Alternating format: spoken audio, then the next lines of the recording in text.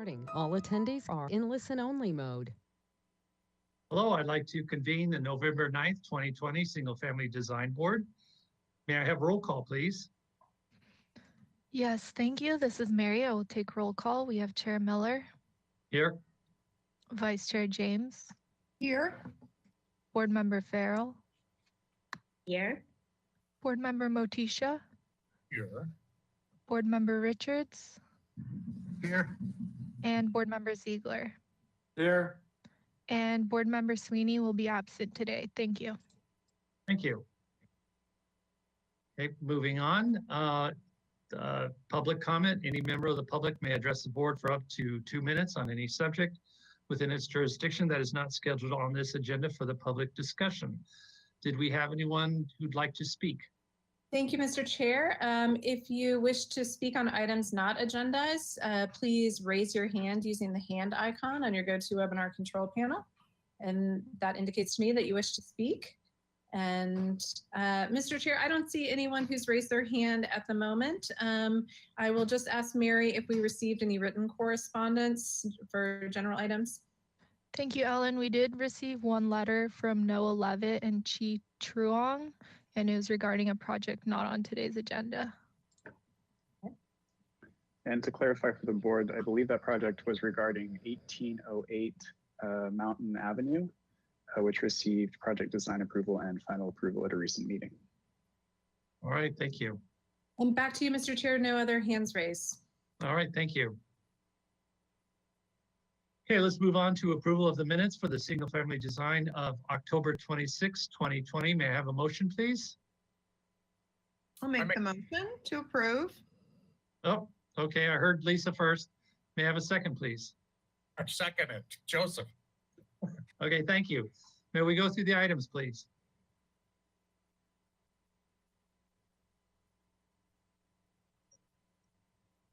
Okay, we have 1553 Shoreline Drive.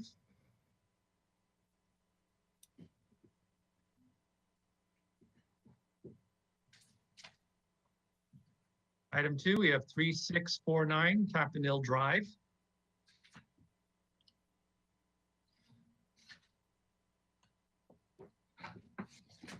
Item 3, we have 1236 West Mitchell-Torrena Street.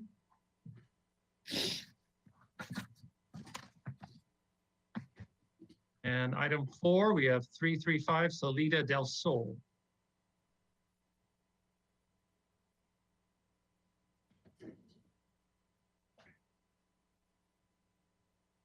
Hearing no comments or changes, may I have roll call, please?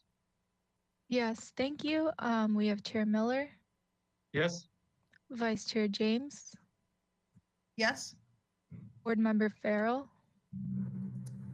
Should I abstain since I wasn't here? Ed? Board Member Farrell, and you may, or you should abstain if you have not read the minutes and reviewed the minutes and the plans from last meeting. Okay, I did read the minutes and so I can vote yes, I agree with them. All right, thank you. Board Member Motisha, Yes. Board Member Richards, Yes. and Board Member Ziegler. Yes. All right, the motion carries. Thank you. Thank you. Moving on to the approval of the consent calendar for November 2nd. May I have a motion, please? For acceptance, approval? I'll make that motion. I saw you, Joe. Okay, may I have a second, please? I'll second it. Thank I you. didn't that time and nobody else did either. Oh. Ted, could you go through the items, please? Yes, Mr. Chair. Okay, so the first item was 1630 Maria Vista Avenue, and the motion was for project design approval and final approval with comments. Item B, 1808 Mountain Avenue. Motion was for project design approval and final approval with a comment. Item C, 1789 Calle Poniente. and the motion was for final approval as submitted. And then item D, 407 La Marina Drive, the motion was for final approval as submitted. Thank you. May I have a roll call, please? All right, thank you. We have Chair Miller, Yes? Vice Chair James, Yes? Board Member Farrell, Yes. Board Member Motisha, Yes. Board Member Richards, Yes. and Board Member Ziegler. Yes. All right, the motion carries. Thank you. Thank you. Just as normally, traditionally, we usually ask who reviewed the items. I don't know if Ted, if you want to say who reviewed those items? Sure thing, me Mr. and- Chair. Yeah, it was Chair Miller and Board Member Richards. All right, thank you. Moving on to November 9th, 2020. May I have a motion for approval, please? I make that motion? May I have a second? Second? Yes. Okay. Okay. Ted, could you go through the items, please? Yes, Mr. Chair, board members, on today's consent calendar, we had item A, 26 American Avenue. And the motion was to continue indefinitely with comments. Item B, 301 Mohawk Road. The motion was for final approval as submitted. Item C, 506 Yankee Farm Road. And the motion was for final approval as submitted. Item D, 3354 Cliff Drive, and the motion was for final approval as submitted. And Chair Miller and Board Member Richards reviewed these items. Thank you. I just want to make a quick comment. It was the item that Bill Wolf presented. It had 102 pages on it, and it was an interesting challenge trying to download those drawings via Zoom, review the drawings. So anyway, but we did it. Anyway, moving on. This is Mary. I will take the roll call vote. We have Chair Thank you. Miller, Yes, Vice Chair James, Yes? Board Member Farrell, Yes. Board Member Motisha, Yes. Board Member Richards, Yes. and Board Member Ziegler. Yes. All right, motion carries. Thank you. thank you. Moving on to announcements, requests by applicants or continuances and withdrawals, future agenda items or appeals. Did we have any, Ted, or? Mr. Chair, staff does not have any announcements at today's meeting. Okay, great. Thank you.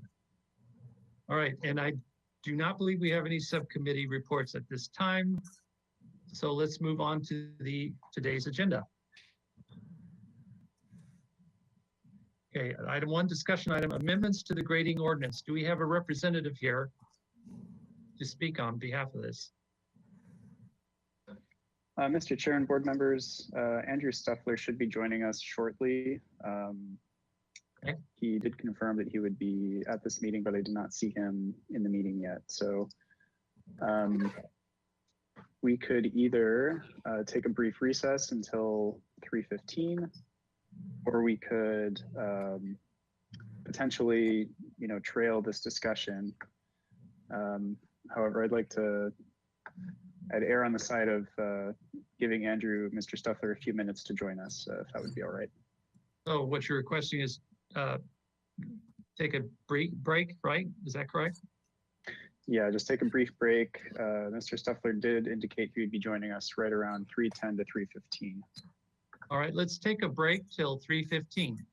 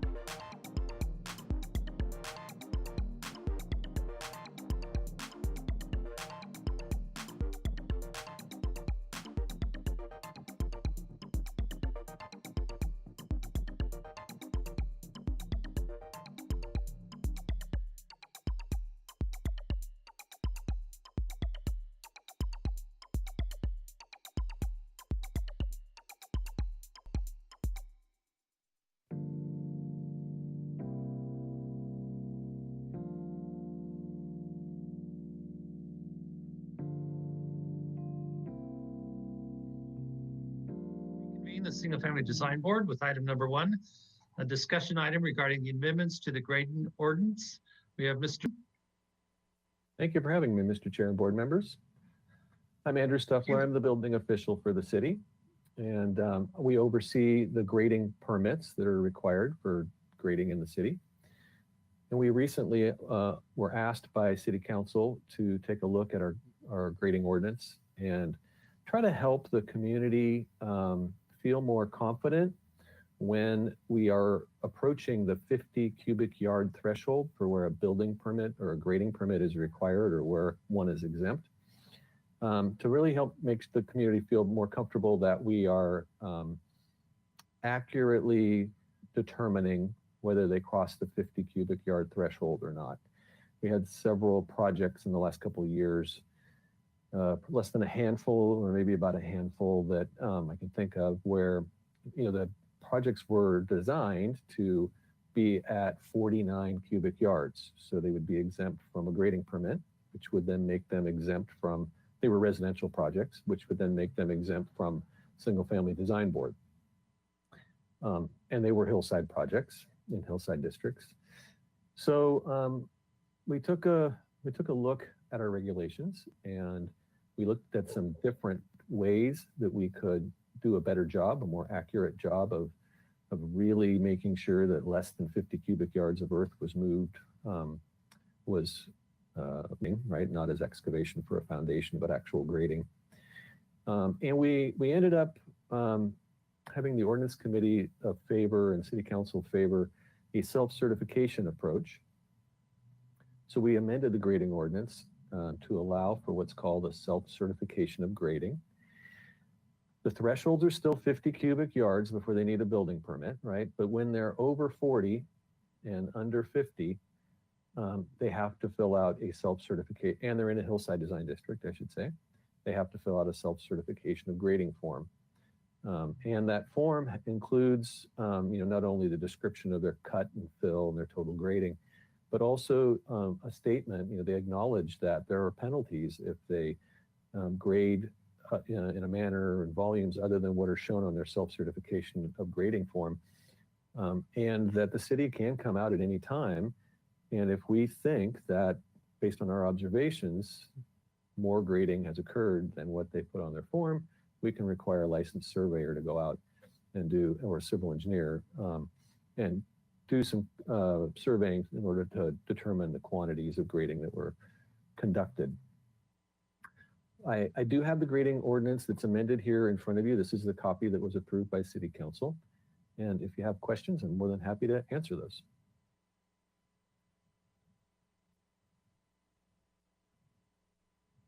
Andrew, I guess I'm kind of sorry that Fred's not here because this is important to him, but I guess my quick question is, what exactly is the difference between what it originally was and what it is now? Like, what's the real obvious change?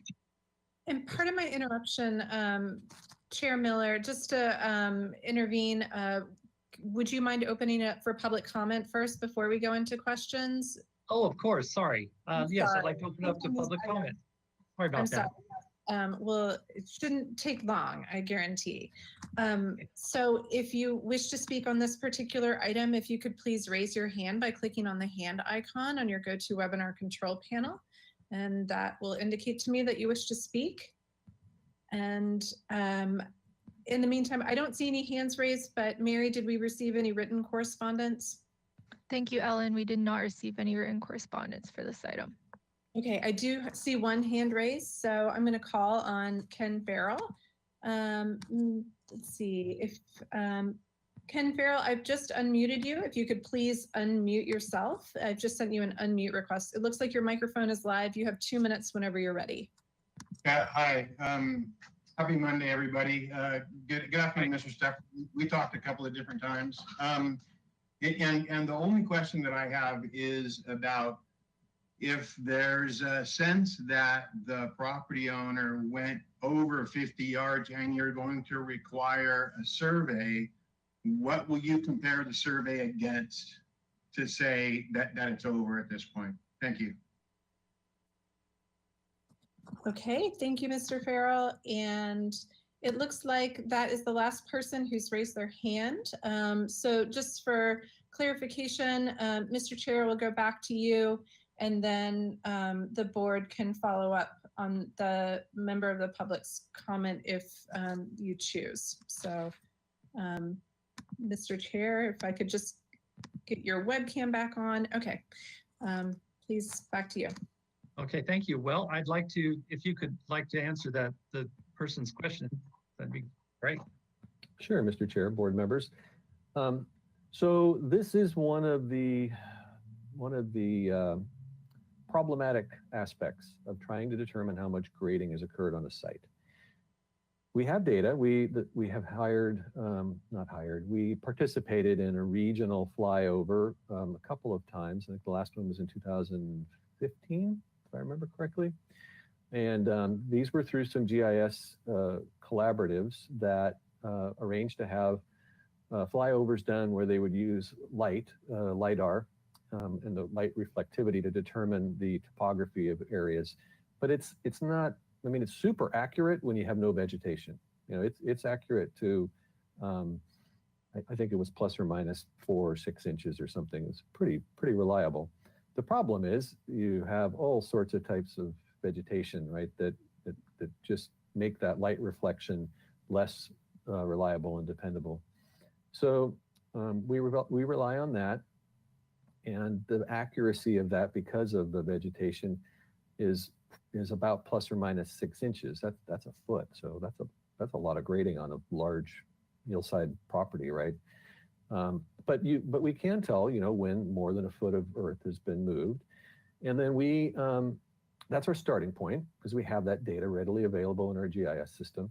And then we can go back and we can look to see if there's a history of surveys that were done in that area, either by Public Works or by the developers or property owners before, and then utilize those surveys. They're usually paper surveys, and we can have those scanned in and geo-referenced so that they're helpful in doing an analysis of what's changed between that point in time and the current survey that we received. But that is a tough one, and we talked about this with both the ordinance committee and city council. You know, there really is no way to capture in survey quality detail the topography of every parcel of land in the city. There are too many variables to do that. It's cost prohibitive. So that's, you know, we rely on the honor and the integrity of the licensed professionals who are doing the surveying or civil engineering. And you know, 99% of the time, it works. We can rely on them. There are occasions where, you know, those licensed professionals think one thing's happening, and when they go back out and we ask them to survey, they realize something else happened. But they didn't. It wasn't. Our impression is that they're not the ones authorizing that. That's something that's happening external to them, right? All right, thank you. Bringing it back to the full board, does anyone else have any questions? You. Yes, Jan, hi. Hi, so let me ask a question about this. This pertains to grading on a property, but not foundation work, is that correct? That's correct. And so how do you recognize the difference between those two? We look at the building footprint, and we look at what type of construction, the foundation construction method, right? So if it's caissons with grade beams, then it's probably going to have, well, that's not a good assumption. We look at the foundation, we look at the displacement of earth based on that foundation design and the gross dimensions of the grade beams or foundations, footings, and then we look at the landscape design and the access design to make sure that we understand what grading's happening there. And we take the difference between the two, right? It's the total grading less the foundation excavation. And that can be substantial. We have a property on Ariba Way, you know, one project where they're digging into the hillside to build a accessory dwelling unit over a garage, and they're moving a lot of earth. I mean, when you go out there, it's, you know, it's hard, it's difficult for members of the public to look at that and say, that's not grading, and you're like, well, I mean, it is grading, but it's grading to put a foundation and retaining wall system in. So that part we don't count. But all the earth that's being moved to balance the grade or to create a driveway, that is grading, and we do count that. Okay, I have another question about that. Then, so what if you say somebody removes 100 cubic yards and then they import another 55? Then is their total balanced out to 45 cubic yards, or do you take out what has been cut from the hillside? No, you add both together. It's 155 cubic yards of grading. Okay. Cut plus fill, even if you don't export. Oh, okay. Thank you. All right, thank you. Anyone else have any questions?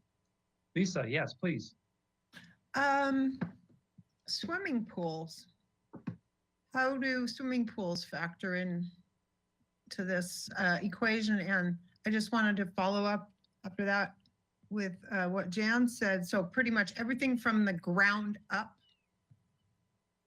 is what you use to factor your cut and fill. Anyway, separate questions. Let's talk about the swimming pool first. Okay. Swimming pools are a structure. So whatever excavation is necessary to put the shell of the pool in, even if it has grade beams and caissons under it, like we see on some of the hillside properties, that's all that excavation is considered excavation for construction of the pool structure and is exempt from grading. Any grading around the pool, right, that's used to try to create access to the pool or whatever, that is grading, right? So we will look at that and we will count that in. Okay, so the previous question about anything that's not considered foundation, just everything from the ground up pretty much, or in the pool's case, the ground down is considered structure. Everything that's necessary, all the excavation that's necessary to build a foundation. So if someone wants to build a building into a hillside, the area, the cubic yards of building that are being cut into the hillside don't count as grading, right? So you could say, we're going to take all the earth moving on the property and we're going to add it up. We got a number. Now we've got the volume of the building that's being put into the earth, right? Not the whole building, but the part that's going to be where the earth used to be. We're going to take that volume, we're going to subtract it away from that total grading amount. And now we know what our total grade, our actual grading is, because the building part isn't counted towards that. Thank you. Anyone else have any questions? Okay, I have a quick question to kind of go back to what I originally asked. You may already said this, but it kind of doesn't stick in my head, but there is a grading ordinance, and you've reviewed the grading ordinance because there's an issue and you're addressing that issue. And now the answer to that issue is what we have before us, correct? The answer to that issue is, there's one takeaway to remember from this, it's self-certification of grading form. So when someone proposes and they say, hey, I'm not going to do 50 cubic yards or more of grading, so I don't need to get a permit or go to single family design board for my project, right? Because that's one of the triggers. When you need a grading permit, right, they need to come before single family design board.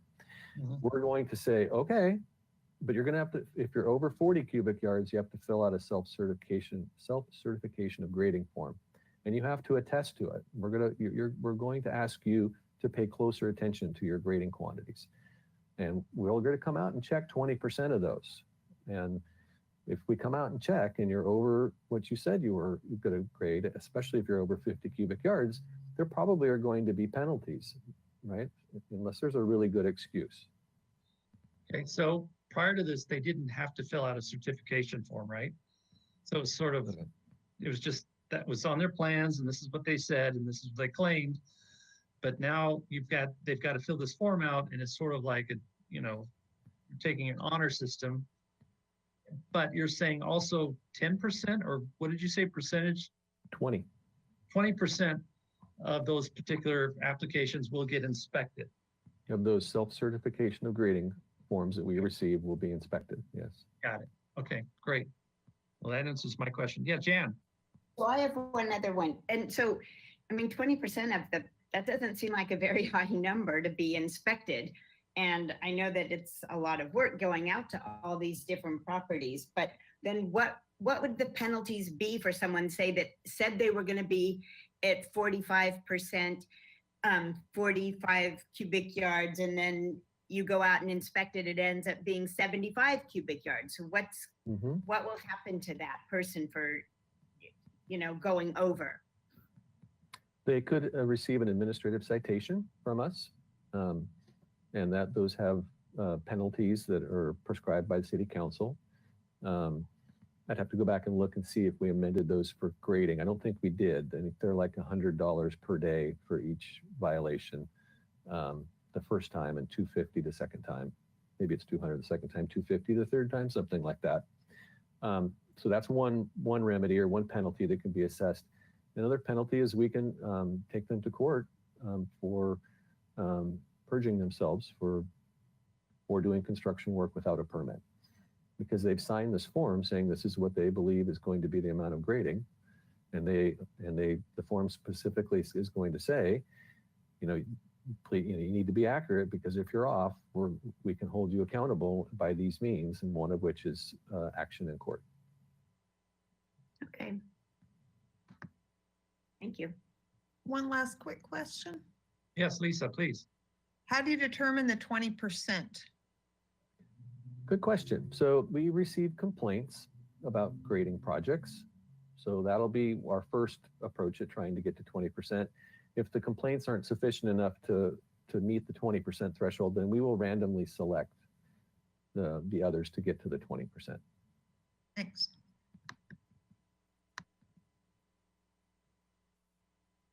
All right, thank you. Those are my questions. So Ted, appreciate it.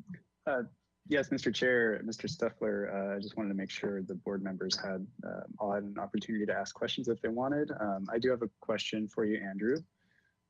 So is this ordinance actually in effect? I know it was adopted by City Council recently, but I was wondering if you could talk about kind of the timeline as to when it becomes effective and when the board will be seeing these changes. Thanks. Thank you, Ted. I should have mentioned that earlier. It's a good question. So November 20th is the day that this ordinance goes into effect. It was adopted by City Council on October 20th, and we have 30 days for a building standard to have to sit before we can enforce it. All right, thank you. Thank you for having me, Mr. Chair. It's always You're a pleasure. very welcome. Appreciate the information. Thank you very much. Bye-bye. Bye-bye.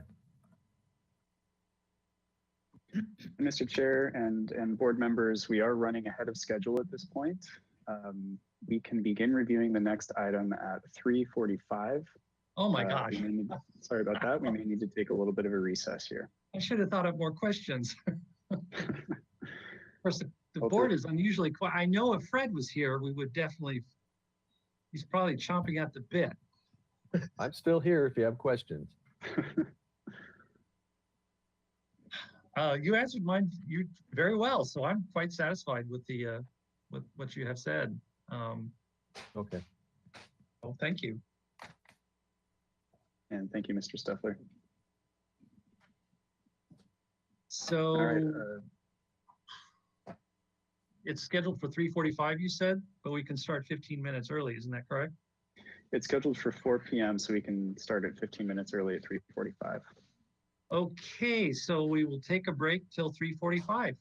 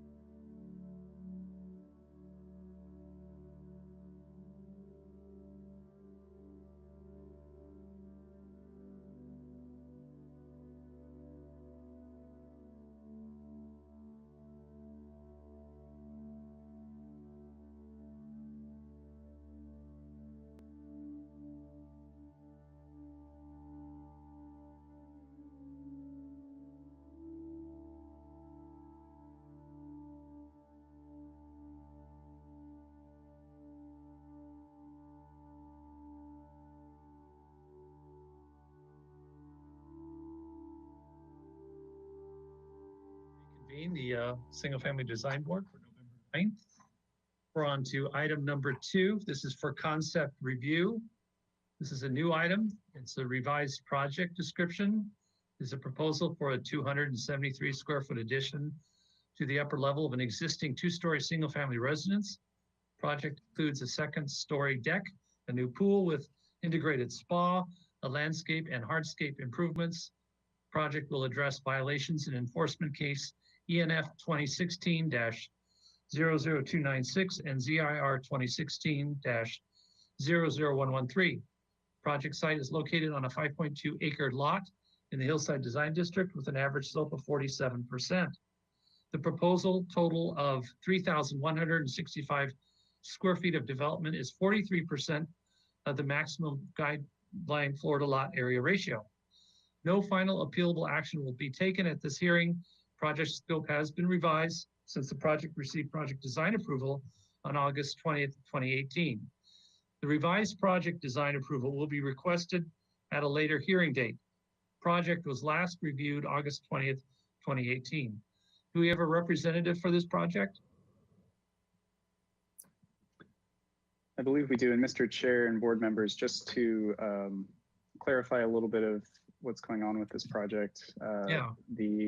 The client, the applicant wanted to change the scope of work and reduce it, and they're bringing back a different design than was given project design approval. So they're seeking feedback on that design today, and then we'll return later for project design approval.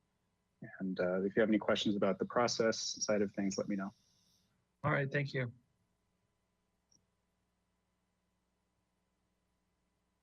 Do we have someone to speak on behalf of the project? Mr. Chair and board members, I believe we do, working on getting their audio. There he is. Yes. Mr. Mills, welcome. And Mr. Mills, if you could please unmute yourself. There we go. Thank you. Great. Are we ready to go? Yes, please present what you want to say. Okay, great. Thank you so much. I'm actually here with our team. So Mehdi with our DMHA team is here to answer questions, as well as Rob Madej, the landscape architect on the project, is actually in the studio with us. So when it comes time to look at the landscape component, I'm just going to pop out and he's going to pop in this chair and he'll present from here as well. So Ted, I don't know if that's important to hear, but yeah, so just general recap is, yes, you've seen this project a couple times a year plus ago. I think we came and saw you 2-3 times, perhaps. It was a significantly bigger project at that time. So just through a couple twists and turns and life and COVID, the applicant has greatly reduced the scale of the house itself. Now the site and pool component is a new one, which is added scope, but in terms of the architecture and house, it's a smaller project. We haven't really veered from the aesthetics. Even more so, we're just sort of sticking to what's there, and all the new additions and components are meant to complement or just improve the existing structure. So jumping right in, so cover sheets, but I think Brian, you covered the basic project scope. So it consists really, in my opinion, of 2 main parts in terms of the building. We're still doing a kitchen addition on the upper level. So that's the upper is the entry level. And then the other significant piece will be keeping a new 2-level deck on the south or the rear elevation, which is basically the same as what you saw with the past project. So really the big change is everything on the upper levels, the approach side is what's been eliminated. So let's turn the page. Again, you can pass through this. So some existing site photos. I see some new faces on the board. So this is the existing site and structure. So along the top 3 photos show the approach from Grand Avenue. So in some of the adjacent neighborhood. So really this property is at the end of the Grand Avenue street. And then if you scroll down a little bit, do our best to kind of point at these. Let's start on that top right photo. Just give you a sense of what's out there now. So this is really is this north or west? This west elevation of the existing house. Again, it's sort of evolved over time and built, so it's a pretty simple stucco structure, earthy colors, all of that we're maintaining. You can see to the right is an existing lower level deck. That's what we're gonna kind of add to a next level that has ocean views. And then to the left is actually where the entry to the house is. And then we're basically standing in the area of where the pool will be developed in some of the hardscapes. So let's scroll down to some of these other photos. Yep, if you just stay on the right, let's just kind of scroll down. Actually, Tim, scroll down one more shot. It'll make it a little easier. Yep, so here's the entry. This is the approach. So you come down a long driveway and then land here. So the driveway is actually sitting above and the house is pushed down the hill slightly. There's the view. So here's where the umbrella is, you see, is where we're going to be adding the kitchen addition with a little more height and creating an entry sequence. And then to the right of the oak tree is where the new pool will be. But so this is what we call the front side of the project. And then let's keep scrolling.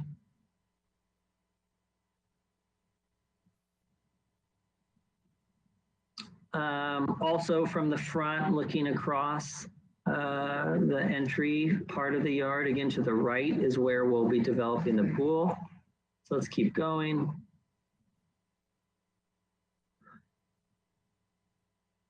So in the bottom middle one, you see that's basically the backyard looking back up at the house. Again, we're working with all the existing structure. We're just going to be adding a second layer to the deck and cladding this deck, adding a little bit more interest in architecture to it. Then Tim, if you let's scroll left and see if there's any other good photos to share with the group. Again, this is just an entry. Oh, this is good to point out. So you can see in this panoramic, dead ahead is the entry to the house. To the right is an existing permitted health room. So the new pool essentially is going, and hardscape design will be spanning between these two structures. And then why don't you scroll or zoom out and see if there's anything else we didn't point out. How about to the left there, bottom, those two, yeah. You can get a sense for the site too. It's a very steep site. So starting at the top, this photo on the left here. So just for context, that on the top right, you see that stone wall. That's what's retaining, that's the driveway above, how you enter the property, the project. And then here's that health room, kind of what we're focused on. And then just the terracing down of the site. And then there's this pathway, which is about the boundary of where the pool. Yep. Yep. So the pool is about where this lower pathway is. I'll let Rob get into that a bit more. And then the site continues to drop. So a good amount of work here. So let's scroll to the right.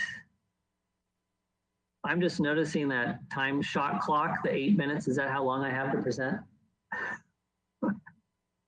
And there's the. Yes. And if you need more time, let me know. Okay, I'll keep moving. And then here's again, that health room, kind of a quirky little structure. It's permitted. We're not proposing to do any work to it. So I think that's all the photos. Let's zoom out and skip the next sheet. Let's go to some floor plans. There's the existing site. This is a view of the overall site for context. So you can see it's a fairly large, it's actually 2 parcels. So our house is existing residence smack dab in the middle right there. And just for context, Timothy, scroll to the left or just put your mouse to the left where you enter the property. Keep going left. So Grand ends, go down, down, down, down. I wish I had a mouse. Just all the way to the left of this site. There you go. So that's the entry to the driveway. And you can kind of appreciate. So you drive up and you make your way all the way above our parcel. You can see, yep, keep going, keep going, keep going, and then to the existing motor court. And then you saw our photos. The house kind of sits just below, and there's that health room to the left. Okay, so let's go to the next sheet.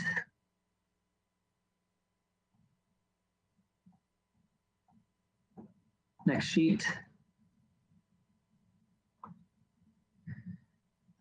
Here's a simple site section illustrating the same thing. So on the very left is our closest neighbor just above us and their siting, so you can see.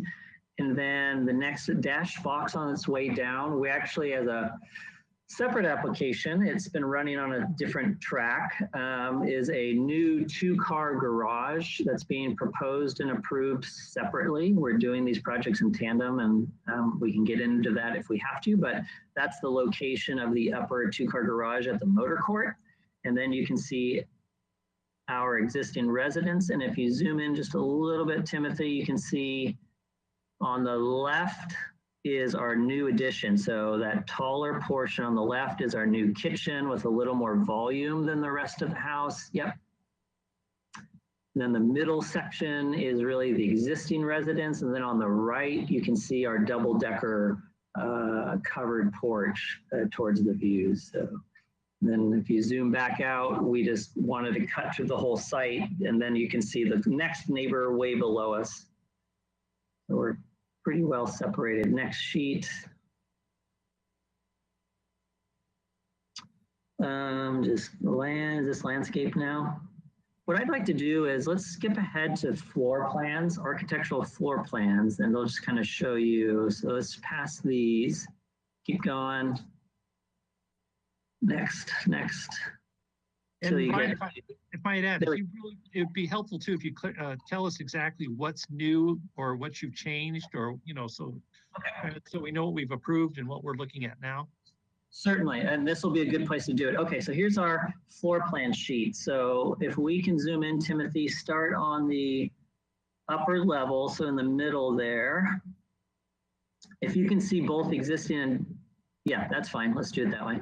So here is the existing floor plan and demo plan. So essentially, you can see living dining room exists, the bath, that bedroom, all of this main level, even the deck on the right, all exists. You can kind of see where we're just prepping and demoing the site on the left to create the new kitchen. So if you scroll left, you can see our proposed plan. And there it is. So you can see sort of the infill of that kitchen piece. So otherwise, everything else stays the same. And then we're calling it on the right, a new deck. I mean, there's an existing deck on the lower level below, but we're just assuming we're demoing the whole thing and rebuilding the 2-story deck. So really that's the main difference here. Now, in elevation, Brian, it'll be easier to describe what's different. Okay, and then let's go to the lower level plan, Timothy. Maybe start on the right. Yep, that's probably fine this way.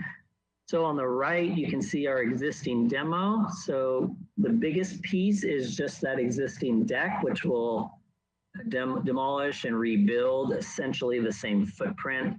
And then within it, we're just reconfiguring a few things for that master bedroom and that secondary bath. So there you can see on the left. But really the perimeter of the house we're not changing on the exterior except for a few aesthetic embellishments. So let's zoom out. I think that's good. Let's move on to the elevations. Okay, so zoom into the top one. So this, actually start lower, the lower one's probably good. Scroll down. So this is the front elevation, essentially. So the arrival when you get to the motor court and park. If you scroll right, you can see the existing and demo of that. So here's what's existing. So you can see how we're just sort of prepping for a new entry piece, that new kitchen piece. And now let's scroll back left. Pretty simple shapes. So we thought it was important to create a little more presence for this entry. It's so low in compared to the approach. We thought getting greater height out of it kind of gave it a better welcome. So you can see that kitchen is that main piece with that is Manny, how tall is that plate? Is that a 12-foot plate? So we got a 12-foot plate for that new kitchen. So it shows the ample French doors and transoms, and then a very similar flat roof detail. We're matching all the details where we can, just because most of the structure is existing. And then to the right of that is where the little man is. That's our entry sequence. So we continued the roof at that higher level and just have like a colonnade. So on the right, you see there's a couple columns that are open, but yeah, it can zoom in. But we thought created a nice procession to that existing front door area. But in general, it's that same earthy palette. It's kind of a natural modern palette. We're kind of working with what we have here. And then the wing to the left is basically existing. You'll see better in the other elevations. We're adding some components like that outboard balcony, and then some of the banding, the horizontal banding towards the base, you'll see in the next elevation. So let's go to that second elevation on the sheet. Maybe on the, yep. So again, actually, Timothy, scroll right just so we see the existing. So here's our existing elevation. So things we're demoing. So obviously that deck, the existing portion on the bottom left, we'll be rebuilding. We're going to remove that existing railing and replace it with a newer detail and consistent throughout, replacing that one window in the middle. And then obviously the front of the house, kind of the upper to the right, is all new hardscape. So Rob will take you through that. And then you go to our proposed. So really playing with what we had, it was a study of breaking things up. So again, the base, which is really just understory, it's not very, I would say in the middle of the house, it's only 2-3 feet in depth and it's retaining. And then towards the bottom, we have a little more head height under the deck where those two people are. So we're just showing an opening. So this is like a skirt around the base of the house. So we're picturing it as horizontal rain screen. So it's open, it's breathing. So that's really just access for underhouse storage. And then you can see the 2 levels of decks above covered. And then the palette we're going for is we're keeping kind of that earthy, warm tan color. I think because it's sitting on this open site, we want to just sort of blend in a little better. So then we have the medium brown horizontal banding wood, and then we are looking to tie, so to the right, the base, we'd like to tie in a stone material that matches some of the retaining walls and some of the site elements, and just to break up so the base wasn't all continuous. So, and then lastly, you can kind of see beyond that taller kitchen addition kind of ghosted behind. So everything. Sorry, Brian, your time is up, but if you need a few more minutes, go ahead. Yeah, a couple more and I'll wrap up, and I want Rob to have his time. So I think that's enough for now on this one. Let's go to the next elevation sheet just so we can wrap around. And so this is the opposite side. You can just zoom in here, Timothy. I don't think we need to go to existing anymore. I'll just show you. So here's our palette. We're on the opposite side now. Again, just cladding the base with that horizontal banding, then the stone on that upper level. Same palette. We're going with like a dark, or we have a dark cable rail, open rails, a wood handrail. We don't have details yet. We'll have that obviously next time. Otherwise, keeping all the fascia, the trim has like a dark natural tone to it. So I think, and then you can see sort of that step of the entry. There's that entry sequence with the 3 columns. The big window beyond is the nice generous opening to the kitchen. So because that starts interacting with that pool area. And then let's scroll down to the last elevation. And this is the southern elevation. So Brian, this is really, this elevation was reviewed and approved last time. So this really hasn't changed, the banding, the materials, just for context. Okay, What's new this time is you can see on the left where we started placing how the pool is fitting into the hillside. So that scope is obviously new, but so just a quick recap, this elevation is virtually the same, at least this half of the building. Let's go back to the other side elevation and then in the previous project, the difference was, so so this whole bottom area is the same as it was before. And then I don't know if you recall, so basically then where the kitchen is, we were 4 times as big in the addition. So we had twice the program on this level, and then we stepped up a 3rd time for the 2-car garage sitting on top of that. So I don't know if that rings a bell. Sorry, we didn't show it. We could show you next time, but so that's fine. No, that's fine. I get it. So we really pulled out the original house. Okay, cool. hey, so I'm gonna pass it on so I don't take more time to Rob. So what sheets go to? If we can hop straight into L 1.0, and my good friend Ryan is long-winded, so he's gonna. Yeah, hurry up. He's gonna let me jump through this as quickly as possible. So to start with, the irony of this site is how many acres is this? 5 acres.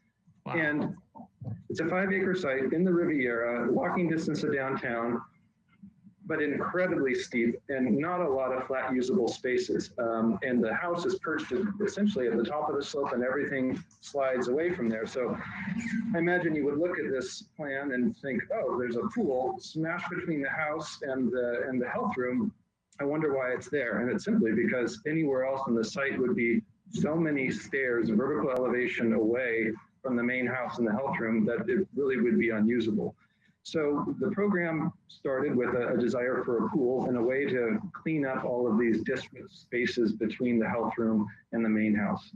So that was our charge. And essentially we started with a mess of levels and materials, awkward spaces, circulation that didn't really go from one place to the next. So we now have an opportunity to clean all of this up. And we're doing that by starting with realigning the entryway. And now the entryway, if you want to zoom in to the central part of the site, you can see the start of our staircase at the motor court space that's dropping down, giving us a view of a infinity edge pool that drops on the first entrance, the terrace level of the pool, and then steps down to the entry area. And we have a series of walls and small landscape planters that help define the entry sequence and help push everybody from guests to homeowners. This is the main access to entering the home. So they're nicely guided to that front door. We created a little pocket gathering space off to the right as you're coming down the entryway. And at the entrance level of the proposed kitchen terrace, there's a small little barbecue space there. So we're navigating lots of different needs in terms of outdoor spaces, but also lots of different elevations. To the left of the main house, what we're doing is we're putting the pool basically in a spot that seemed to offer the most flat space around the pool and didn't run down the slope. And we located it here because it didn't feel like it was intruding or starting to expose itself too much on the slope, and also started to integrate really nicely into, we're calling it the guest house, Ryan was calling it the health room. They're essentially one and the same. But what we're able to do with that health room, right now there's an existing patio balcony on that space, which is disconnected with this entire area. So on the left of the pool, you'll see those 2 chaise lounges and a decking-esque type of hatch underneath. That's designating a deck. So underneath that deck is essentially open space. And we're connecting and providing a lot more connectivity and usability to that health room and spa space. I think now would be a good time to work your way through the sheets, if you would. Yeah, kind of wrap it up a little bit. So here we go. Here are the elevations further pulled together. And I think if you zoom into the bottom elevation, that's probably the most important. You can see the exposed edges and the heights of the pool and how that deck relates to the water line of the pool. So at our highest, we're about 9 foot of exposed stone wall. That's essentially the bottom of our infinity basin. but that'll be well screened by existing landscape and existing oak trees that are on site. And it should be noted that to accommodate the pool location and everything that we're doing, there is a mature oak tree in the center of the site on that upper terrace. We will have to remove that. Unfortunately, it's not in the, well, fortunately, unfortunately, it's not in the best health right now. It's been really poorly maintained over the years. It's almost entirely defoliated. So we're not losing too much, but we will be mitigating for that oak elsewhere on these 5 acres. I think you can pull out, zoom out of this and go to the next sheet. We'll skip the planting plan. You're probably not too interested in that just yet. The next sheet shows some materials, proposed materials, and also a better sense of how these spaces connect with some renderings. And I think I'll leave it there. All right, thank you. You're welcome.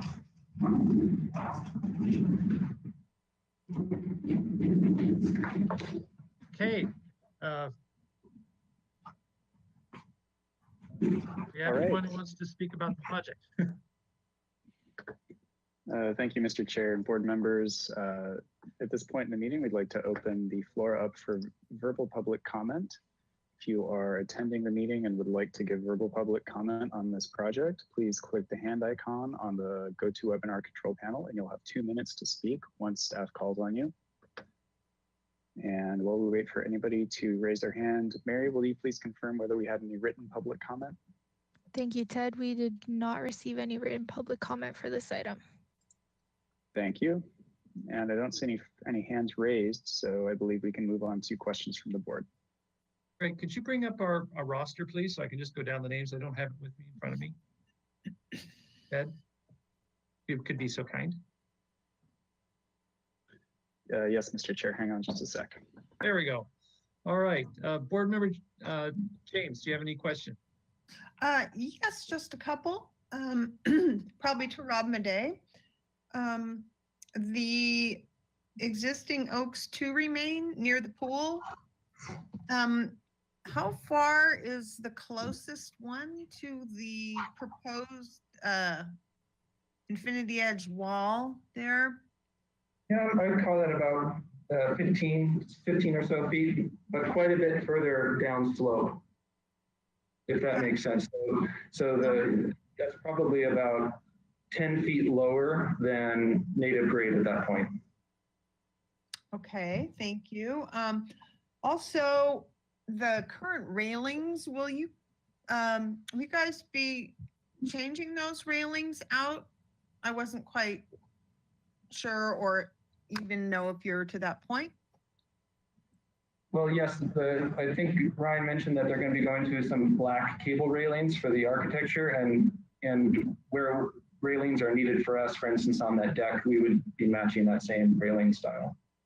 Okay, thank you. That's all for now. Thank you. Board member Farrell, questions?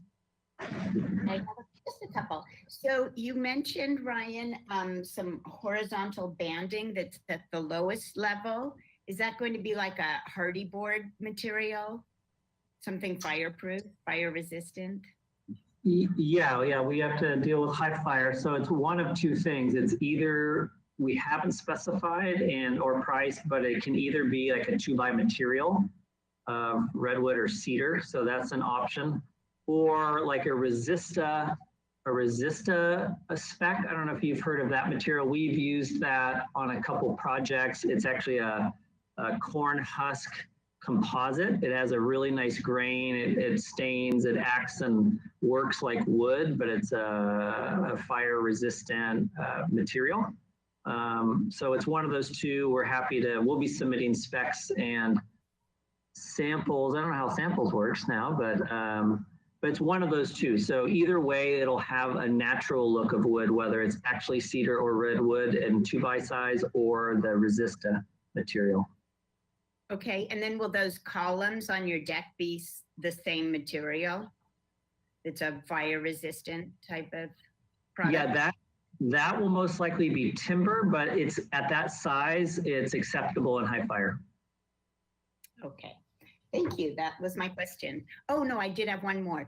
And this probably isn't for you, Ryan, it's probably for Ted or someone else. Can we know what these violations are that are going to be addressed or that have been Mhm. ENF 2016? I'm just out of curiosity. Board Member Farrell, Mr. Chair, the violations should be listed on the cover sheet of the plans for the project design approval submittal. They're also available to view on the city website under the specific case numbers. So ZIR 2016-113 and ENF 2016-296. Okay. Mr. Mills, do you have any? Oh, there you go. There you go. And yeah, they are on the cover sheet right there. Yeah, so there's really two parts. There's old building violations and then some zoning violations. Like the main one for the zoning violation was we weren't able to propose any new work because the house currently doesn't have a garage. So that was one big obstacle. So that's why there's a separate 2-car garage being permitted, and it's actually moving ahead of us. And so the main violation was being abated through that. And then in terms of the building, there was just some unpermitted work from a design review perspective. We're capturing all of that. So some of those pieces and parts you see in our elevations are part of that. So assuming you guys, we're just capturing all of that to get approved. Okay, thanks, Ryan. All right, thank you. Board Member Motisha, do you have any questions? Yes, I have a question on the height of the swimming pool. From your pictures that you showed us, the house exercise room, let's call it, whatever you call it, looks like it's a. Pardon me, Norton. I feel like I'm having a little trouble hearing Mr. Motisha. Is anyone else? Yeah, it's kind of spotty. Yeah, it's Mr. Motisha, you're chopping in and out. Maybe, do you mind starting over just to see if your audio is working properly? Audio is on and I can see my picture, so I'm there. Okay, that's sounding clear. Thank you. Yeah. Question Better. on the height of the swimming from your pictures of your existing pictures. What we're looking at right now is basically renderings of the swimming pool added to that area. It lower left hand right there. Second one up one, lower left hand corner. No. Left hand, that's what I'm looking at. Looks like from the looks of things, that swimming pool is going to be basically totally thing out of the ground. It's a floating swimming, well, not floating, but it's going to be retained, and it's going to be because your site plan shows that the floor plan of the exercise room is basically on the same floor plan of the entry of the house, and that swimming pool looks like in the site plan is above that, or at least right at the same elevation of the floor plan of the exercise room, of the floor of the exercise. So basically, you're going to put a swimming pool right in that area we're looking at right there. Is that true? Yes, correct. So the outside edge of that swimming pool falls roughly at the gravel pathway. Right. And that distance, that change in elevation from the top of that grass slope to that pathway is about 3.5 feet. That's what's going to be the retaining of the swimming pool up there. Yeah, that'll be essentially built up, and then we'll be cutting back from that gravel pathway back to the hillside of the pool. Correct. Okay. Oh, And okay, very good. That's all my questions. Thank you. Thank you. Board Member Richards, any questions, please?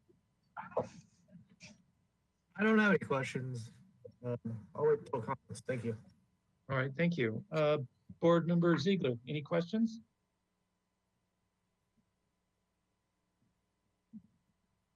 Is he there?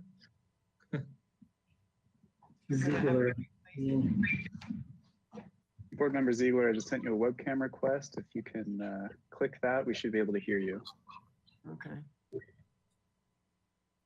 And I think we can hear you. Go ahead. Can you hear me? Yes, Yes. there you are. Tell me a little bit about the oak tree that's being replaced and how many oak trees do you have to add to replace it? The oak tree is, it's, if you scroll up, it's basically, thank you, it's about at the northeast corner of the pool. That's roughly where the oak tree sits. And we'll likely be planting 3 24-inch box oak trees as a mitigation measure for that. Okay, thank you, Ryan. All right, thank you, Mr. Ziegler.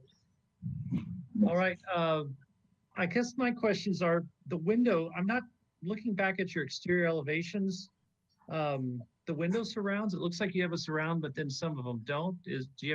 I'm just kind of curious what your window treatment is for the surrounds on the elevation. Yeah, especially that one right there. Yeah, you can highlight that.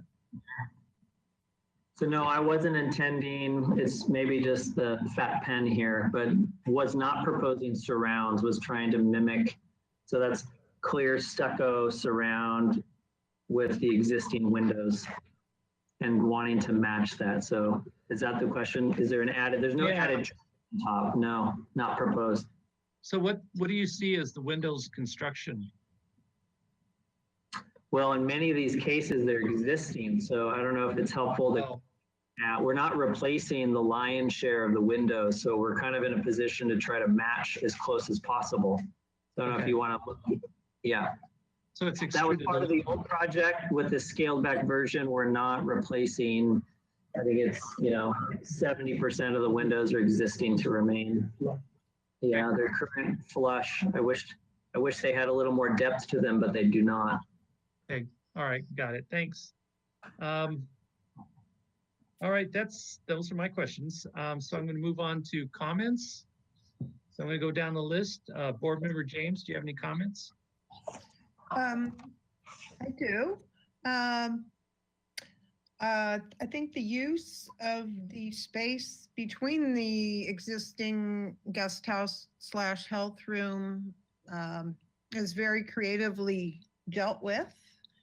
And I do have a concern about how the pool might be, that wall and the raised pool, how that might appear in reality versus how it looks on a plan. And did you have a section?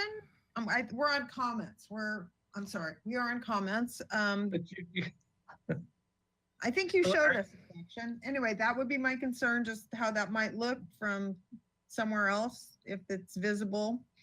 And otherwise, I think the treatment of the home and the scaling back and your change of scope is appreciable. So I think I'll leave it at that for now.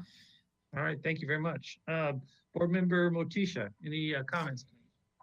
I'll wait to see it the next time they come in to make some comments on it. Thank you. Okay, all right. Board Member Richards? I appreciate the changes to the project. If I recall before, it was like a giant remodel of the home, and now it's like a landscape project, which is obviously kind of flopped in terms of the client's goals here, but it seems like you're taking advantage of the one portion of this property where you could do something like this. So I agree with Lisa, you're fitting that pool in there pretty tight with those oak trees, but that seems like it's where it wants to be in terms of that site. And looks to me like it'll be a pretty nice space put together, and I think it's compatible with the site and the existing home. So I'm in support of it. Thank you. Jan, I think I skipped you. I apologize. Do you have any comments, please? I just wanted to reiterate what Lisa said, that I think that, Ryan, I think you've done a really good job utilizing the space that you have and the slope. And I think that integration of your patios and the scaling back of just doing that remodel of the kitchen and the entryway, it's all very supportable. All right, thank you very much. Board Member Ziegler, do you have any comments, please? Not really. I'm sort of perplexed by the beige color of the house. It just seems kind of boring and The paneling of the house doesn't seem very interesting, but I guess they want to keep it, not spend too much, so I'm okay with it. Brian, do you have any comment about that? Kind of an interesting comment.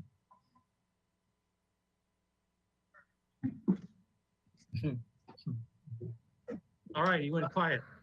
Sure. Oh, I don't think I was on. Am I on? Yeah, I can hear you. I just, Yes, you are. I think Yeah. Jonathan brought up a very good comment. I'm just curious to know what your feedback is on that. Yeah, that is, well, so I think from the beginning we talked about, and we covered this through a couple rounds last time, and this is where we arrived in the previous project. Okay. In a lot of these hillside homes, we were, we wanted something a little contemporary, again, just to work with the existing palette and house. So we thought the earthy tones, I think originally we came with a brighter, I think closer to white. And I'm just trying to refresh my memory too. I think the board suggested we go a little earthy, more earth tones. So we adopted that. I'm open if more people feel like it should be a little brighter. So we were just kind of trying to be earthen and match and complement the wood and stone tones, trying not to attract too much attention. What we could do is offer, I think it works. We've done a palette like this a couple times. What I can maybe do on the next set is submit some like photo examples kind of that palette pulled together. Okay. So I just follow up with that is I actually think what you've done is great. And I think it's going to be a very dramatic and stunning property. I think the house was kind of tired and you're kind of bringing it back to life. And it seems like you've got a very limited budget. So that's kind of my feeling on the matter. So yeah, the earth tones I think are critical, especially it's a high, someone's breathing. It sounds like Darth Vader. It's a high visual property. And I think the earth tones are very, so anyway, those are my comments. Okay. Thank you. I think they're here. Can we go back to the they're here for comments only, or what are they? Let's see. So they're requesting a revised project design approval. This kind of doesn't make sense to me. A revised project design approval will be requested. And let's see. The project scope has been revised since the project received project design approval in August. So they're requesting a design approval later. So what, we're just giving comments right now, is that correct? Chair Miller, yes, that is correct. Just comments at this meeting. The applicant will return later on for the revised project design approval. Okay. That'll have to be reviewed again for compliance with the municipal code since the project scope has changed so much. And then, yeah, you'll see it later on. Okay, very good. Thank you. So would someone like to entertain a motion, please? I would make a motion Please, thank you. that we give this project positive comments. We can appreciate the change in scope of work, the scaling back of the entire remodel, the new entry to bring the new ambiance to the front entry, the modest kitchen remodel, and we feel the scale is very appropriate, and that the use of space between the guest house and the existing home with the proposed pool is very appropriate for that area, and that we look forward to seeing you back with your next round of drawings and detail, a little more detail, and some expanding on what you have. And I personally feel the color palette blends with the neighborhood and the surrounding landscape. Are you including that in your motion, Lisa? No. That was just a Okay. leftover comment, sorry. Okay, do I have a second, please? I'll second that. Thank you.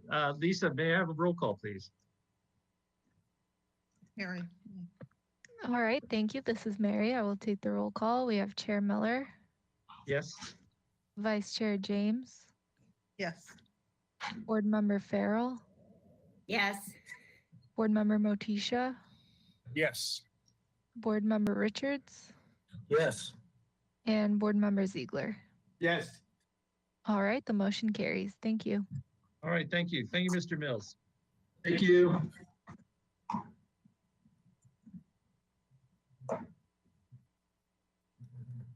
Moving on to item 3. I don't know, I hear Darth Vader somewhere. Is someone breathing into the microphone? Turn your Yeah. your audio off, people. if Thank you are not you, Ms. James and Mr. Chair. Yes, if everyone could remember to mute themselves when you're not speaking, that way we won't pick up all the background noise and it won't be as distracting. Thank you. All right, thank you. I love technology. Item number 3, 3218 Kai. And Mr. Chair, board members, I Yes. apologize to interrupt again. We are running Sure. well ahead of schedule. Oh, no, here we go. We will need to take a brief break again. We should start this item at 4:45. Okay, what time is it? It's 4:32. Okay, so we are taking a break till 4:45. Thank you.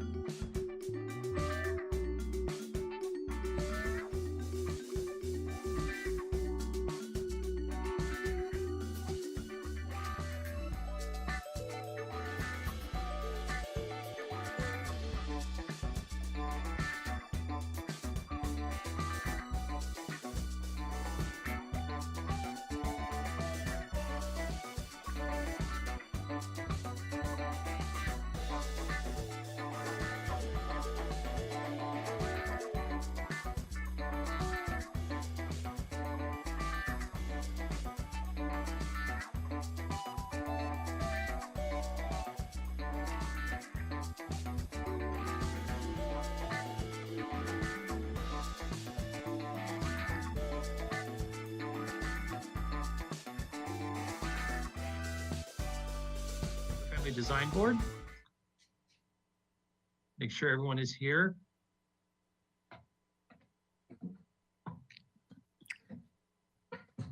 Maybe we can ask Mr. Ziegler, could you just confirm if you are here? You're not, you're fine. All right, Okay. there we go. Robert Richards here. There you are. Okay, cool.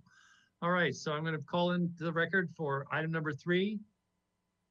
This is a new item for concept review. It's a proposal for approximately 594 square feet of additions to the main residence of a 221 square foot addition to the existing garage. Project includes a covered pool deck. The existing pool will be expanded under a separate permit. An accessory dwelling unit above the existing garage is proposed under a separate permit. The proposed total of 3,354 square feet of development is on a 15,246 square foot lot, is 77% of the maximum guideline floor to lot area ratio. No final appealable action will be taken at this hearing. Project requires neighborhood preservation findings. Do we have a representative for this? Hi, yes. Even though we are, oh, great. Mr. Chair, board members, and Ms. Cornell, sorry to interrupt. Staff just has brief comments regarding a clarification on the agenda. The agenda states that a pool expansion will be proposed under a separate permit. In fact, the owner will be seeking a pool expansion under this design review approval, but it will probably be on a separate building permit from the the overall scope of work involved with the additions here. So I just wanted to clarify that, and Ms. Grinnell can expand on that if she has anything else to say about that. So Thank you. quickly, you're just saying that it's under our purview to review the pool, but it will be under a separate permit. Exactly, yes. Okay, cool. Okay, great. Good evening, board. Hello. Hi. This project is an expansion to an existing single-family residence, and if we can go to, let's see, page 2 of the drawing set, we can see the site plan. There is an existing house. And there is an addition occurring to the house, as well as an existing garage in the same location. We're going to expand on that garage to add some storage and a pool bathroom, and then add on a new covered deck area adjacent to the pool. I'd like to actually start with the photos of the site. So if we could just go to the photo PDF. And you can see the site. So it's a pretty large site. It's located across the street. You can see that is Providence School. So it's a bit of a mixed use street. It has, kind of large and pretty traditional style homes. If we go to the second page of the photos, that's a pulled back view of the site. You can see the house to the west. We can continue to the next page of photos. There's the school across the street, the neighboring house to the east you can't quite see. If we go to page 4 of the PDF, just up the street in both directions, next page.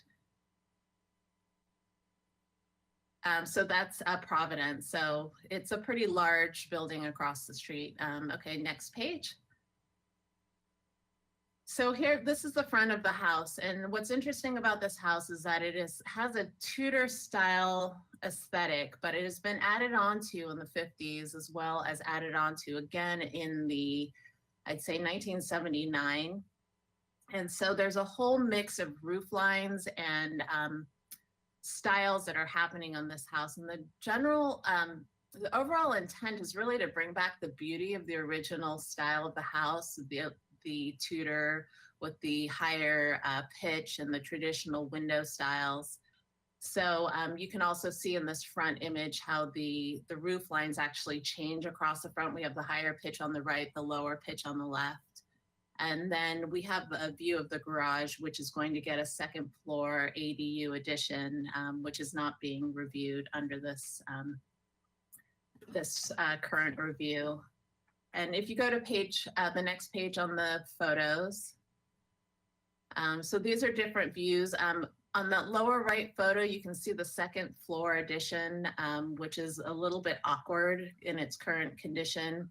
And so part of the plan with this is to actually, again, make that second floor addition really fit better with the house.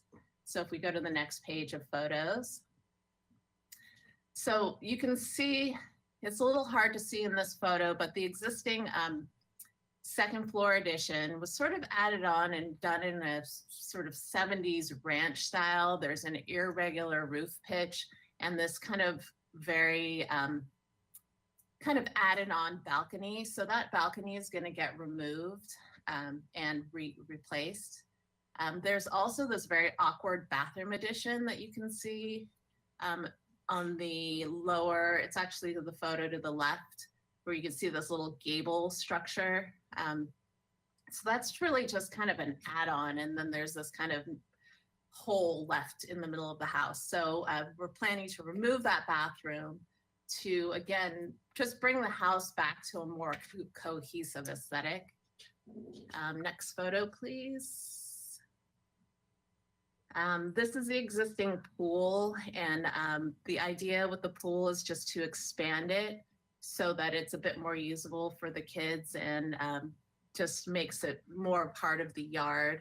You can also see on that lower right photo where the barbecue currently is, that's around the area where the new pool addition, the pool house will be, which is going to be a covered patio with no enclosing walls.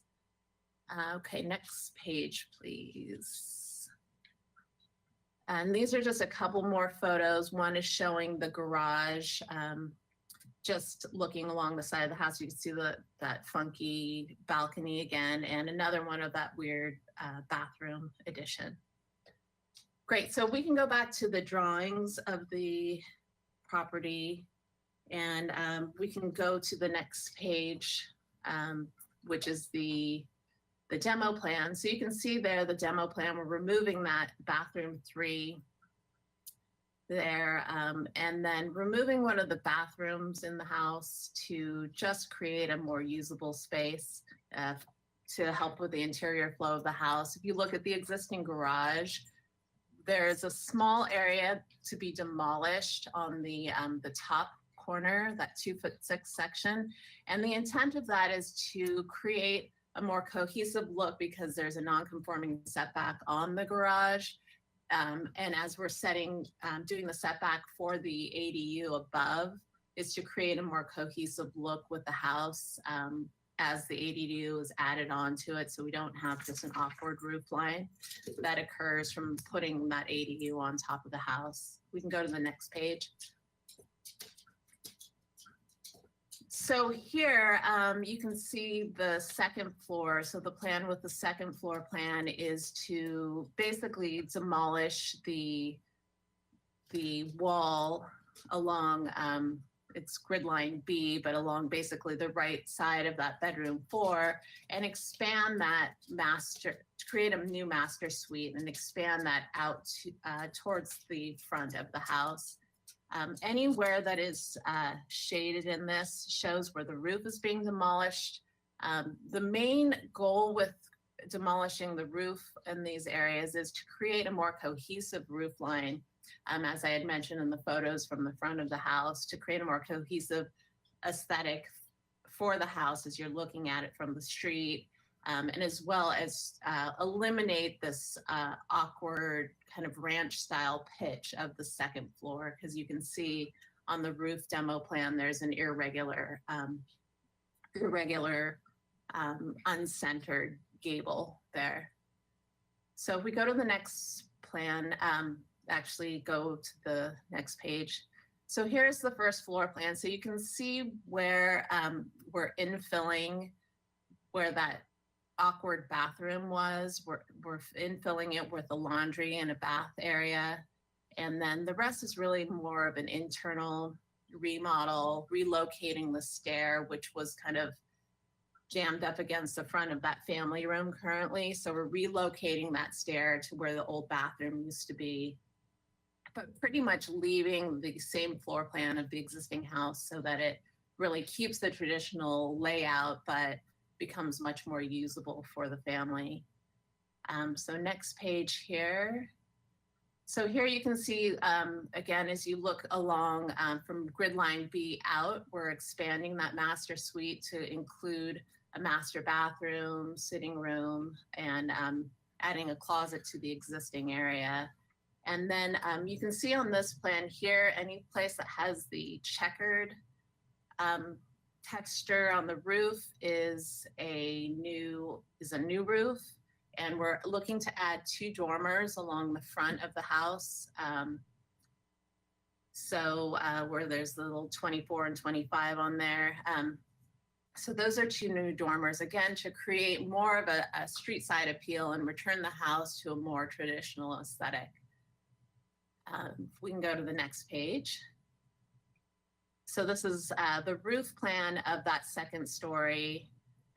You can see the recentering of that gable, and then you can also see where we're adding the new porch to the left of that new second story gable. So it's pretty much it's slightly expanded from the existing footprint of that kind of rickety wooden porch that was there before.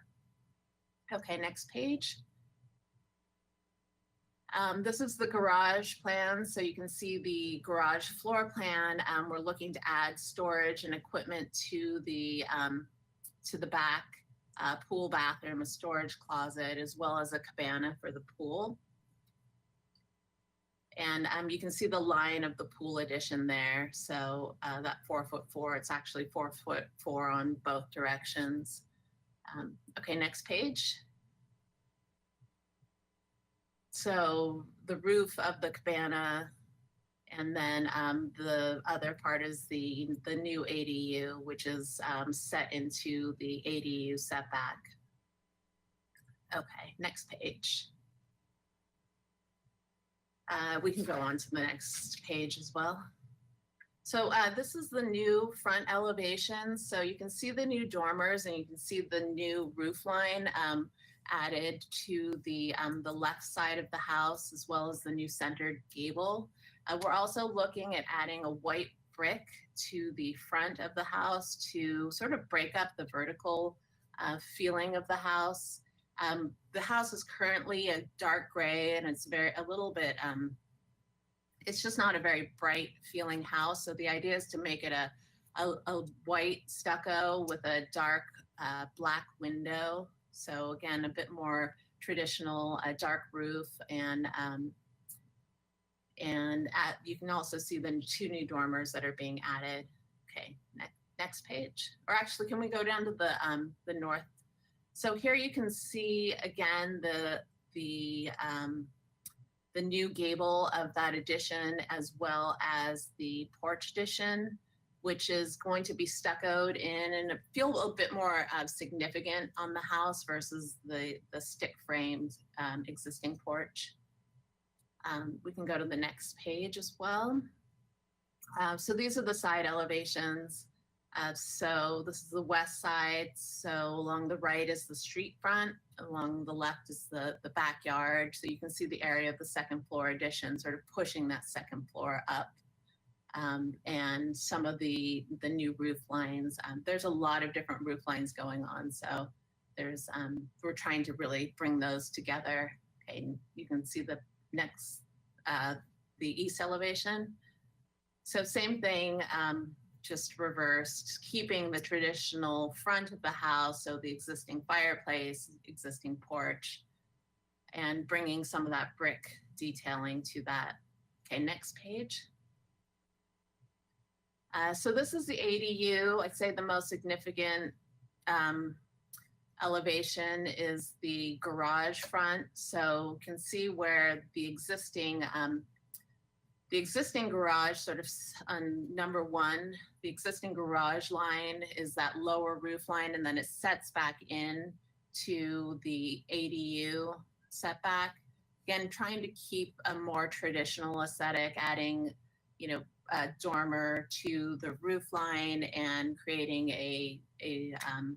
you know, the broken up panes, the multiple light windows. So we can go back down to the other elevations, and then you can see the stair side. The brick is continuing on this elevation as well. And that's the pool shower, pool bath, and the balconies. Can pull back out again on that, since I know we're kind of pushing the time.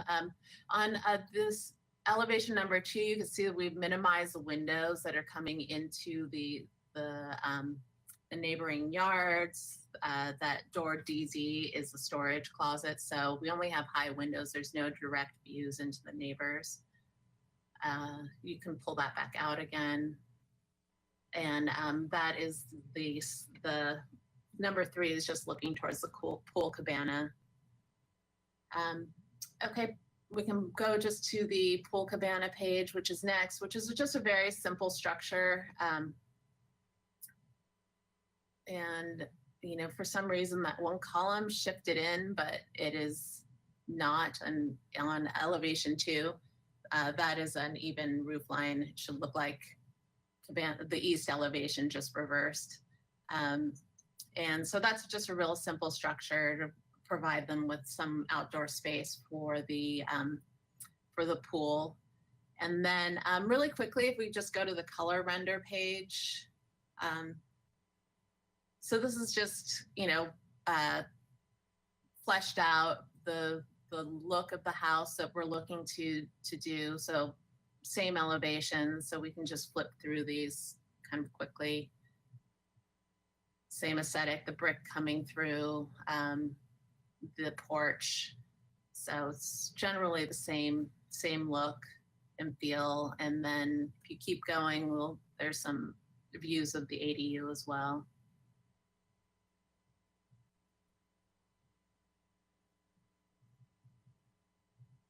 And that is kind of it. The color board, there's a minimal color board there that just shows the general feeling, the black and white stucco, white brick cladding. Just really trying to keep it as traditional as possible, but with a really clean black and white aesthetic. I think I did that in 15 minutes, so. All right, thank you. So I bring it back to the, Ted, did we have any comments or emails? All right, at this point, we'd like to open up the floor for verbal public comment. And if you are attending the meeting and would like to give verbal public comment, now's your chance. Please click the hand icon on your GoToWebinar control panel, and then you'll have 2 minutes to speak once staff calls on you. And in the meantime, Mary, will you please confirm whether we had any written public comment? Thanks, Ted. We did not receive written correspondence for this item. Okay, thank you. And I don't see anybody in the audience with their hands raised. So at this point, I think we can move on to questions from the board. Thank you. All right, thank you. I will go down the list. Board Member James, do you have any questions, please? No, thank you. Thank you. Board Member Farrell, do you have questions? Please? Yes. Uh-oh. Timmy, just could you please zoom in to page A1.0?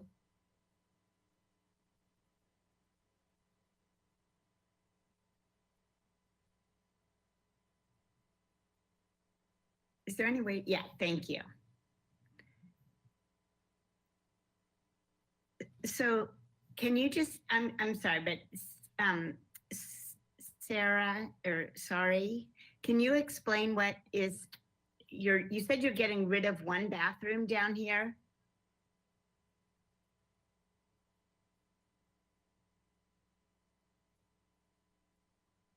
Yes, we are. So currently there is. Sorry, everyone. Pardon my interruption. We're getting feedback. Can I ask everybody to just not speaking to mute themselves, please? Thank you. So if we can go just to the demo plan, which is I think couple sheets back, one more, let's see, it is page 3 and 4. Yes, so it's that bath 3 right there, which is sort of attached to that family room. It's that awkward piece that's just been added on. So we're just removing that bathroom, and then we're also removing that bath 1 right there, and that existing fireplace to make room for the staircase. But then that bath 1 is then being replaced in that addition area. So if we go back to page 6 of the PDF, you can see where we now have that new bath 1 here, and we've removed that additional bathroom that was located pretty much where that window 8 is.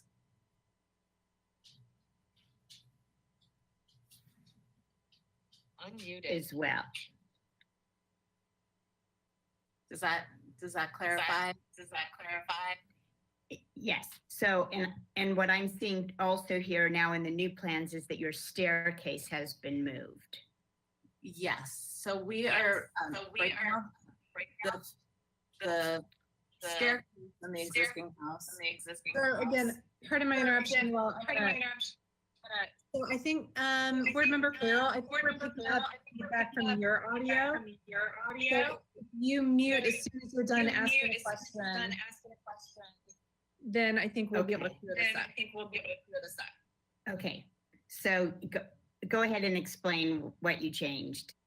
Okay, so there is an existing family, the staircase, which is part of this kind of 1970s addition that happened, that they just put that staircase right along door D in the family room. It's actually was just built in front of this window there. So we're actually removing that staircase and putting it back into the house to create a more centered staircase instead of having it pushed into the family room. And then in the second story, that that hole from the staircase will get infilled. So that's part of the addition area. Okay, thank you. That's my question. Well, thank you. Thank you. Board Member Motisha, do you have questions, please?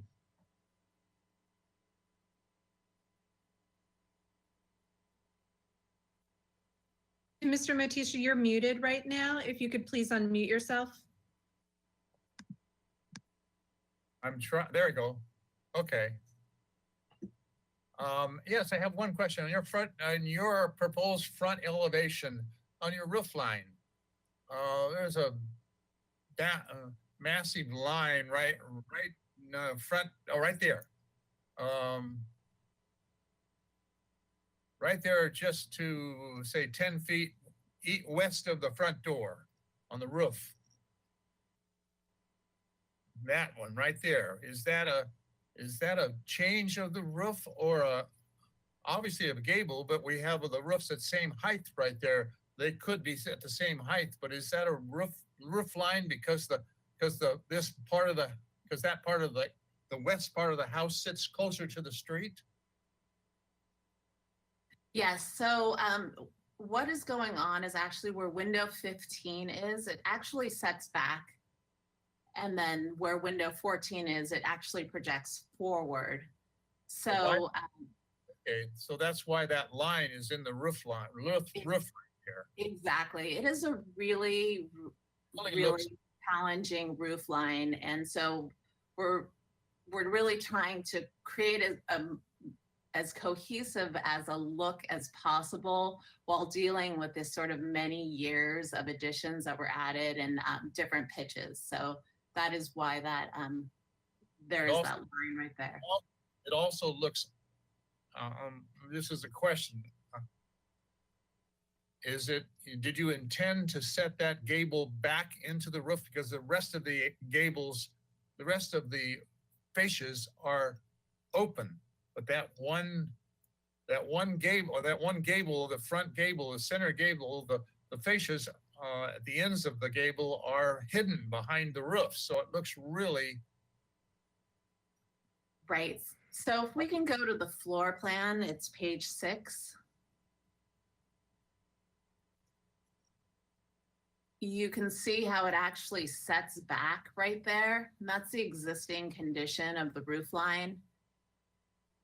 Got it. So somewhere in the forensics of what happened with this house over time, it looks as though the house could have existed as maybe this box, and then bedroom 2 was added sometime in the 50s. There's a different roof line, different window types. So we're basically trying to create but while leaving the facade the same and the footprint the same, but trying to create a more cohesive roof line by adjusting the roofs without adjusting the floor plan. So you changed the roof line to give the ridge line the same height all the way along. Yes. But then the fascias on the gables look. Okay, I'll study it and ask a couple more, or make a couple more statements later. Thank you. Okay. Thank you. Board Member Richards, any questions, please? You going to do any landscape improvements to the home, or is it just? I saw you're going to do new pavers in the front. Is that the extent of it?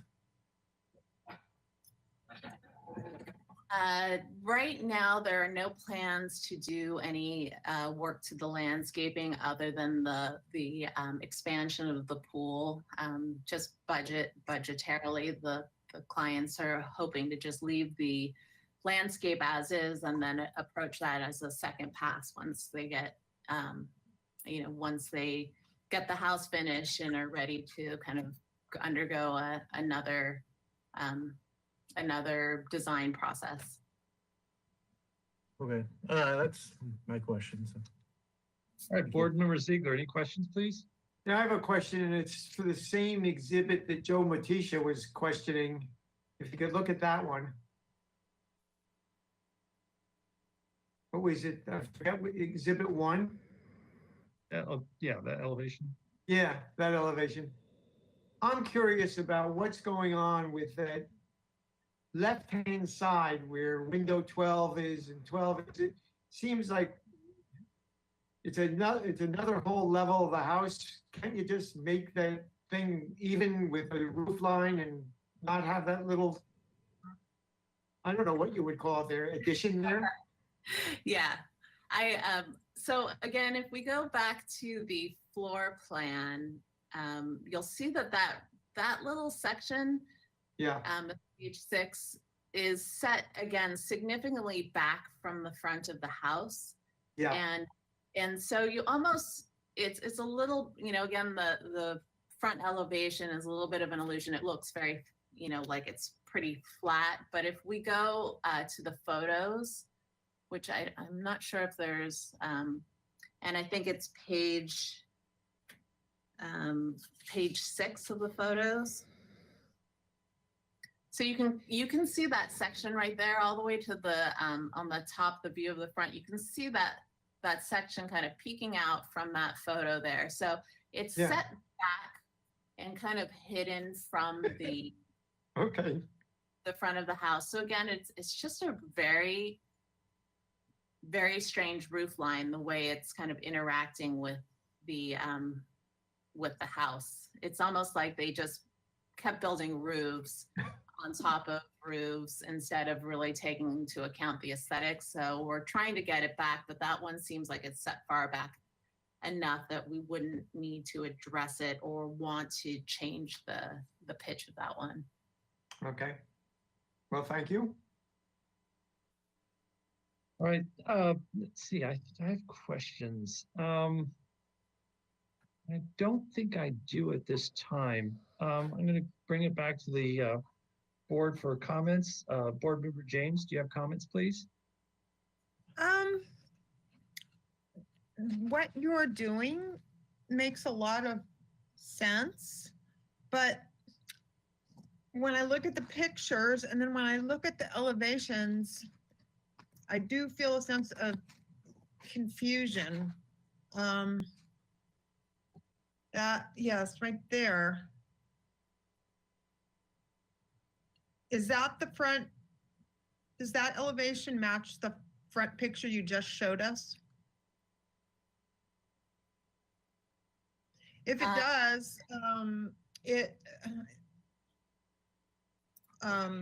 anyway, the architecture is confusing to me. I'm a landscape person, so I'm going to leave it to the architects to decipher what's really going on. But all I can say is the 2 different roof pitches in this elevation leave me uncomfortable.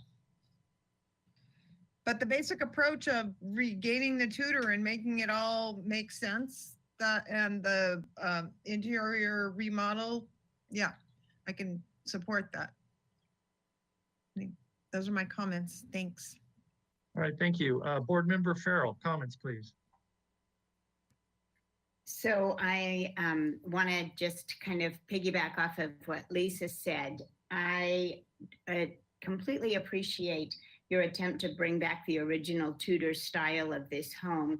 And I think that the, with the garage setback, putting an ADU up there is going to be really inconsequential to the rest of the neighborhood.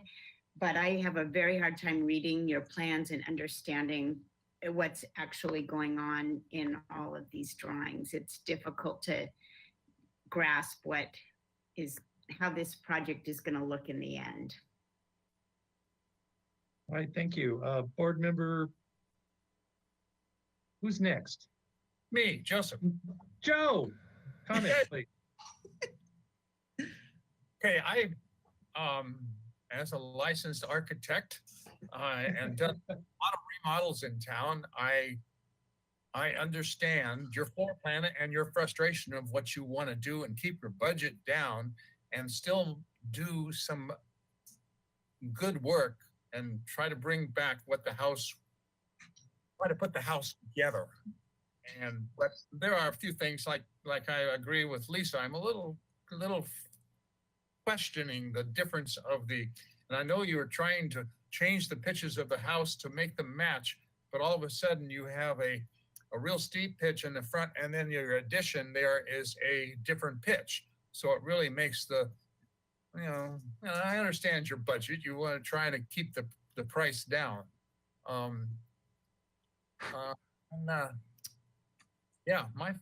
grew up in that area. I was born in that area. My father built our house 2 blocks from there, and that house has changed drastically, and it doesn't look anything like my father built. And but one thing I really like about this project is the magnificent trees. Those trees are San Roque has always, even when I was 4 years old, running around San Roque School in the church. Those are magnificent trees, and they've got even better. And I think the trees dominate the landscape, and they always will. And I support this project. It's a difficult project, and trying to keep within the budget. Yes, thank you. All right, thank you. Board member Richards, comments, please. Yeah, I agree. The additions to the home are kind of complicated to wrap your head around. And just looking at this thing on Google Earth, the home really is deserving of a study of the landscaping. So I would love to see at least a study of how the planting in the front could be improved. Yeah, if this Google Earth is accurate to what it still is, it looks like there's like a dead lawn, and just the landscaping needs a study. So I would love to see a landscape plan. As far as the changes at home, they seem supportable, and so that's my comment. Thank you. Board member Ziegler, any comments, please? Yeah, my comment is that I think what she's trying to do makes a lot of sense, and it's very complicated what she's trying to do, but I think she's pulling it off very well. So I approve of it. All right, thank you. The only comments I have is, well, the first thing I want to say is, and I know we're not supposed to talk about the ADU, but I have a similar project where I added an ADU, and this is more for the city staff, but they have a 16-foot limit height. And so I'm just curious if she's aware of that, or if she is, or how she can be allowed to have that ADU on top of a garage if there's a 16-foot limit height. So I think you really need to look at that, because that basically stalled my project because of that. So Ted, do you have any comment about that? Sure, Mr. Chair, board members, the accessory dwelling unit is not in the purview of the SFDB, and this review is only a concept review. So the ADU has not been reviewed at all for compliance as part of this review. It will be checked for compliance at the building permit stage. So that's a little warning to the architect, and you better check that out. My other comment is the color scheme of black and white. I'm a little uncomfortable with that. That seems a little stark, drastic. I'm not saying I'm against it. I'd like to see examples of other Tudor style homes that have that color scheme. Otherwise, I'd recommend a more muted color, maybe more because of the traditional neighborhood. Yeah, I mean, I don't know. And painting the brick white, that to me is something you'd see in the 60s, not in the Tudor style. So I'd like to see a different study of the color palette for the house. But those are my only comments at this time.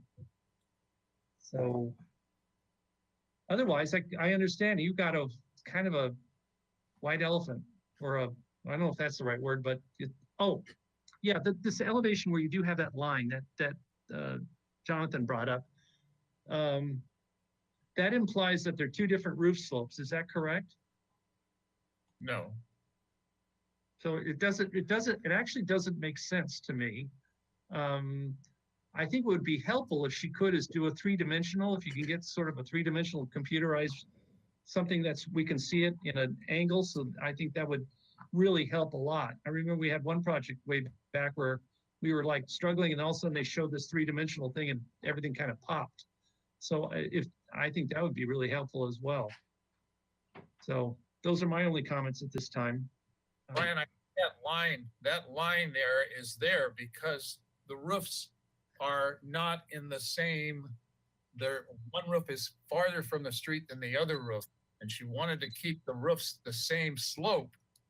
So and the ridge at the same height. So we ended up with a line right there. And that line, like you just asked, if we go a little bit to the west or to the right and look at it at an angle, we're gonna see something really weird up there. Okay. That line is weird. Well, I'll leave it at that. Yeah, it's weird, but it's still, I mean, I can do weird, but it's still inexplicable. Now, if there was a elevation looking in the, the other direction, like where that lady's standing staring, I'd probably go, oh yeah, but I just would prefer her to do a little more of a effort to, like I said, a three-dimensional or something like that might help. Looking up at that ridge from where she is standing, you're gonna see two different ridges separated with a V in the middle of those two ridges. Okay. Which is weird. That is weird. That's what I'm trying, that was in essence, what I was trying to get to. But I think to follow up on that, and is the fact that they're the exact same height. Notice how they all comes right across? Right. That seems a little strange too, or unusual.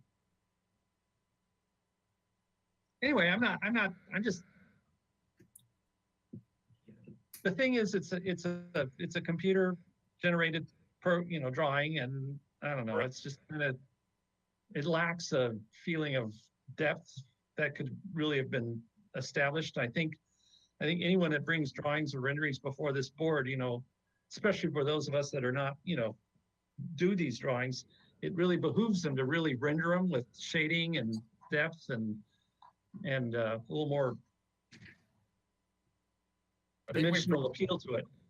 Brought that subject before, and that's a good idea. The rendering should be rendered instead of computer rendered. Yeah. Anyway, yeah, something to that effect. But yes. I guess that's it for our comments. Would someone like to draft a motion? They're here for comments only. Is that correct? I forgot. Mr. Chair, yes, that is correct. Comments only. I'll try something if you give me a little bit of help.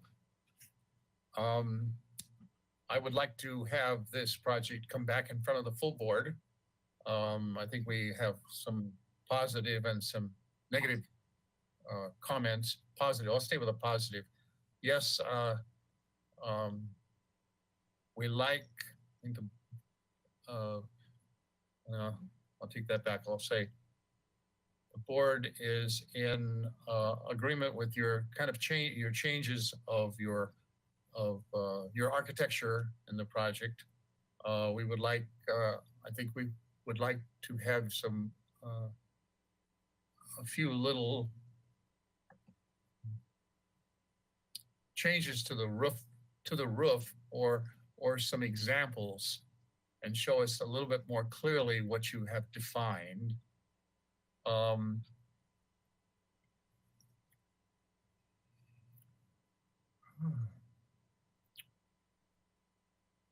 Yeah, ADU is not our concern.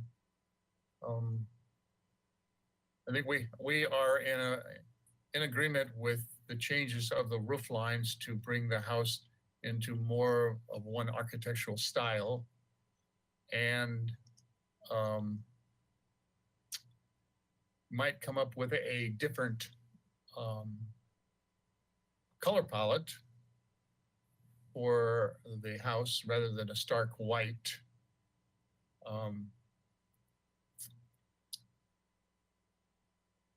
And give us a full landscape plan.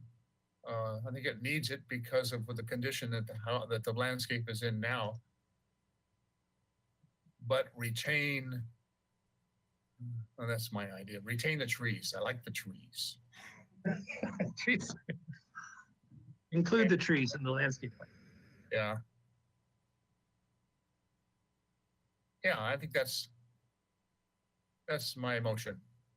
All right, thank you. Do I have a second? I can second that. Thank you, Joe. Okay. I'm afraid to talk. Will there be an echo? Okay, good. So, may I have roll call, please? Yes, thank you. This is Mary. I will take the roll call vote. We have Chair Miller, Yes? Vice Chair James, Yes? Board Member Farrell, Yes. Board Member Motisha, Yes. Board Member Richards, Yes. and Board Member Ziegler. Yes. All right, the motion carries. Thank you. All right, thank you very much.